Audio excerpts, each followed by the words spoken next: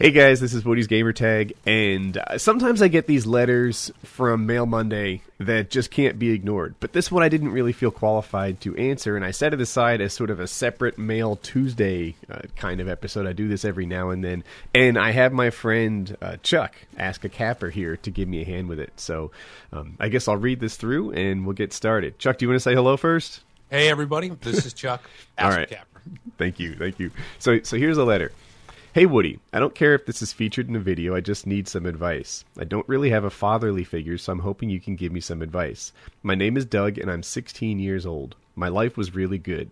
I had a ton of friends, I was on the lacrosse team, and I was just enjoying high school until about 2 months ago. I was in a terrible car accident when my friend was drinking and driving. I was in the passenger seat. I don't really remember most of that night, except waking up in the hospital. I was told that I had damaged my spinal cord, and I could no longer move anything from the waist down. I was devastated. My life took a drastic change. I could no longer do most of the things I liked before, like play lacrosse or swim. It absolutely sucks, and lately I've been thinking about suicide. There's just no reason to live if I can't enjoy the life the way it's supposed to be. None of my friends seem to want to hang out with me anymore. Probably because I cannot do a lot of the things they can, and I'm really depressed. My family is also no support either. Please help me. Wow. So, Chuck, I reached out to you because this story mirrors yours, right? You were in a car accident. You had, I think, spinal cord damage, and it was also a situation where your friend was, I don't know if they were drinking or if they were impaired by something other than alcohol. Yeah, well, the people who were driving the car, I'm a quadriplegic, by the way, so I can't move from my chest down. If you guys don't know me, but yeah, the people I was driving with, they fell asleep at the wheel, and was what the car accident that resulted in that. Long nights of partying and then just falling asleep at the wheel is why they crashed. Okay. So what kind of words of advice can we offer to this guy who's, I guess, waist down? I'm assuming, because he didn't mention anything about his arms, that he has full use of his arms, but he doesn't have his legs. Yeah, paraplegic, so paralyzed from the waist down. Yeah, that's what I gleaned from it. Yeah, I don't think he used the word paraplegic, but I think it's a safe assumption. Yeah, totally. And I think that when I was reading over this, that when you sent it to me, I was just like, I can totally relate to how he feels. You know, those, and 2 months is that first when you're really getting used to the fact of how your life really has changed. And I was thinking back to when I was in the hospital, and in those situations, you know, I was sad and I wanted to die too. And I remember talking to my brother on the phone and crying and just being upset because really it's just everything's thrown on you. And I was thinking that, you know, if I could give Doug some words of advice, that I know how you feel and it's a tough situation, and hang in there. Because what helped me was when I was in the hospital, it was, there came this point when I realized that I was asking, like, what if I hadn't gotten in the car? What if we had gone someplace else? What if we had slept longer at the rest area we stayed at? And I realized that I was going over these questions. What if this had changed? What if I could do this differently? And I realized that all these things we're doing were depressing me more and making me, and I was asking questions that didn't have answers. So I needed to train my mind to not think like that anymore.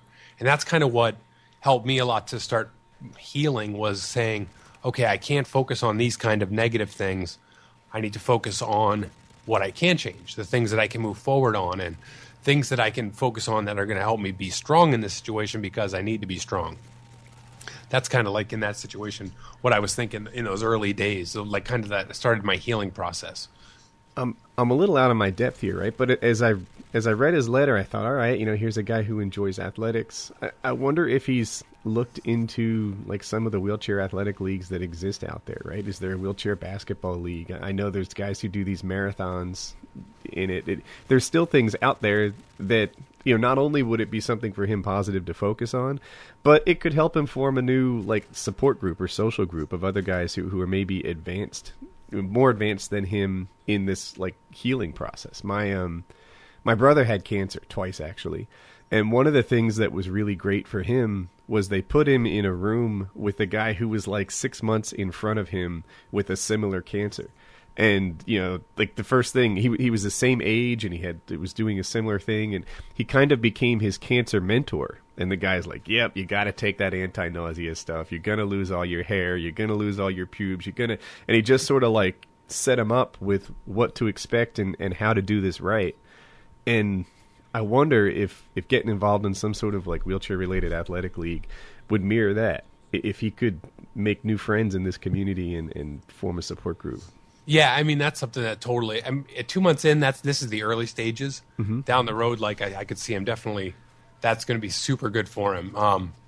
I was thinking too that, you know, with the idea of staying positive, and I think about with, you know, I wish I was paraplegic. That seriously, there's so much more that are open to paraplegics and things that you can do on your own.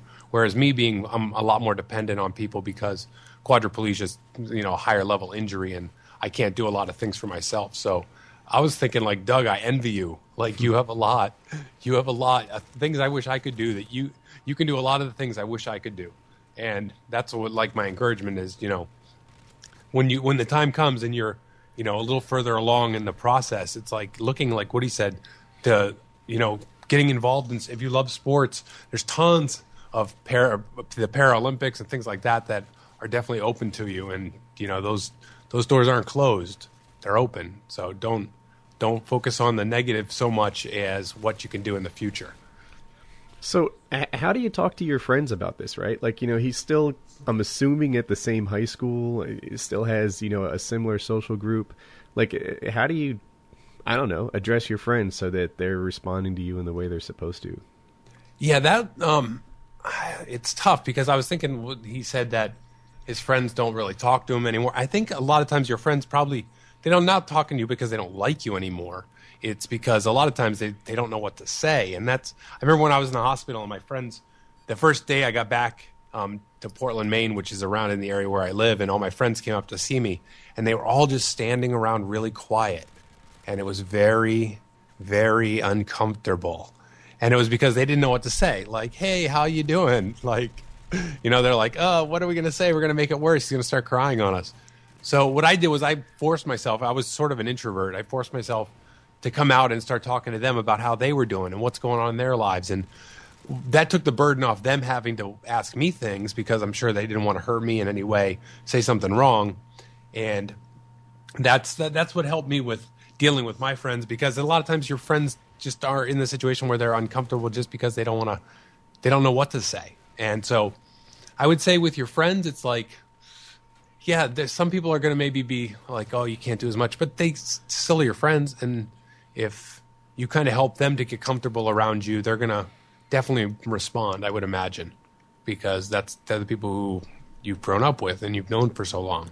Yeah, I was thinking along those same lines, right? Like, make sure that they understand they have a pass, you know, that they don't need to be walking on eggshells to, you know, like, oh no, I'm going to say something wrong. Oh no, this or that.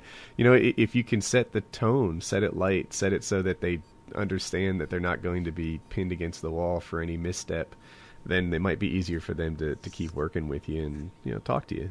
Yeah. And that's why I use comedy and why I'm a comedian, because comedy's good. It helps people to be like, oh, well, you can laugh at the fact that, you know, you can't do handstands anymore or cartwheels. You know, I tell people my favorite exercise is jumping to conclusions. And it's like, oh, but I can't jump, but that's what makes it funny. And it's like, and eventually, like, I know, Doug, like, if you're, you know, listening to this, that someday you'll get to that point where you're like, oh, okay, I see that that's what I went through, and know that you're a source of encouragement as you endure this difficulty. That, you know, as you endure and go through this, you can give other people strength and encouragement. And you really can see too, something that I appreciate when I first started down this road that I've been journeying, is that really we see things that other people take for granted so much. That's what I mean. When you're paralyzed, you're like, wow. I was thinking about myself. Like, I used to complain about, like, going out and mowing the lawn when my parents would ask me, and it's like, now what I wouldn't give to mow the lawn, you know, and this, like, these different things that, like, I really wish I could do. And I see other people who, you know, they go through life and their lives they complain about their lives, but really I look at them, I'm like, why are you complaining? You have so much things that I wish I could do. You know, it's like, just don't take life as something like that, but appreciate what you have, because it's an amazing thing. And that's what I try and pass on to people when I'm able to talk to them and and interact with them is like that life is a good thing, and try to hold it and cherish it because it's good.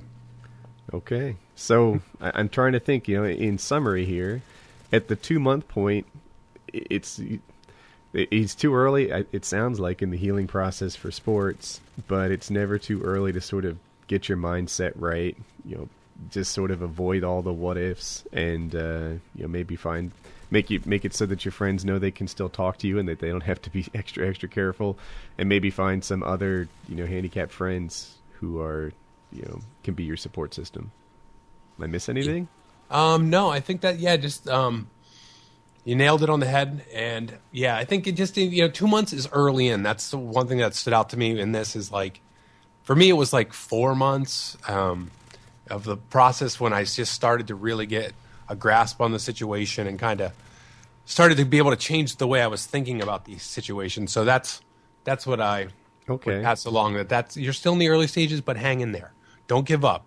Don't give up. It will get better. It will get better. Very good. Hey, man, thank you for your help. No problem, Woody. Thanks for having me on. Bye. This is Ask a Capper. Link in the description. Thank you. All right. If you're new around here and you enjoyed the video, you can click on subscribe in the top right. If you want more from Chuck, link in the description. If you liked this video, then click on like, and there's a Mail Monday from yesterday that you might also enjoy. The top video there that you see is about a new console that may have been released already. I'm not even sure as I record this, but they're either going to announce it at E3 or the Game Developers Conference, which is going on now as we talk about this, but it's a week long, so you don't know. Surprise video on the right, t-shirts, Facebook, and Twitter in the description, and have a good day.